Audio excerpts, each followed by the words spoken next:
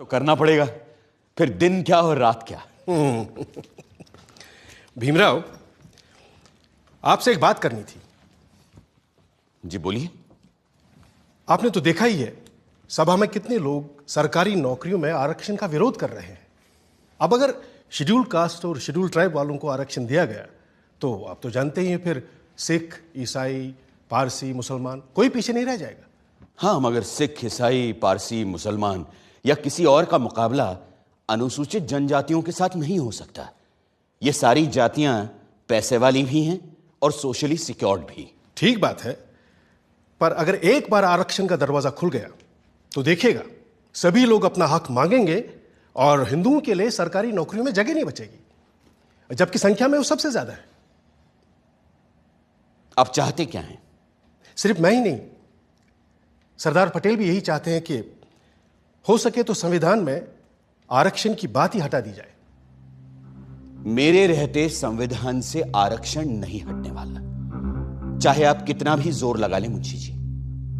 पर कोई रास्ता तो हो सकता है ना? हाँ, एक रास्ता है। मैं ही हट जाता हूं संविधान की ड्राफ्टिंग कमेटी से। अरे फिर आप लोग जैसा चाहें वैसा संविधान बना लीजिएगा। सुनिए भीमराव। मुंशी जी की बातों से आप नाराज हो गए भीमराव? लेकिन वो तो आपकी बात लेकर आए थे मेरे पास, इसीलिए मैंने कहा कि मैं ही ड्राफ्टिंग कमेटी से हट जाता हूं। आप तो जानते हैं कांग्रेस क्या पूरे भारत में दूसरा और कोई है ही नहीं जो हमारे संविधान को आकार दे सके। खुद बापू भी यही कहा करते थे। लेकिन आप उनकी बात मानते कहां हैं पटेल जी? गांधी जी पिछड़ों को रिजर्वेशन देने की मेरी तजवीज से सहमत थे। पंडित नेहरू ने तो खुद पंडित होते हुए भी यह कहा कि सदियों से हिंदुओं ने निरीह अछूतों और आदिम जातियों को बेबसी, दरिद्रता और अशिक्षा में रखा। फिर अगर हमें उन्हें सबके साथ बराबर लाना है तो हमें उन्हें स्पेशल ट्रीटमेंट देना ही होगा। आपकी बात सही है, पर आप तो जानते हैं कि बड़े पदों पर हम मेरिट के आधार पर ही लोगों को ले पाएंगे। तो फिर क्लर्कों की नौकरी के लिए इतना बड़ा जोखिम उठाना? जोखिम? मुझे तो इसमें कोई खतरा नजर नहीं आता।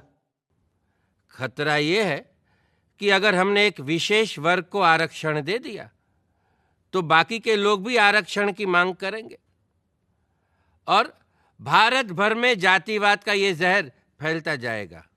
जहर तो हमने पिया है सदियों से और फिर भी हम जिंदा हैं। रीढ़ की हड्डी तोड़ डाली आप लोगों ने हमारी, फिर भी हम लोग खड़े हैं।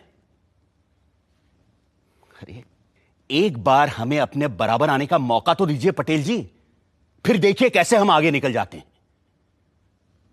और यह काम बिना आरक्षण के नहीं होगा। अगर फिर भी मेरी बातें आपको जहरीली लग रही हैं तो मैंने अपना इस्तीफा तैयार रखा है, आप खुद लेते जाइएगा। मैं बड़ा जिद्दी आदमी हूं आंबेडकर जी, लेकिन मूर्ख नहीं हूं, किसान हूं। देखकर ही बता सकता हूं कि कौन सा बीज कल मुझे अच्छी फसल देगा।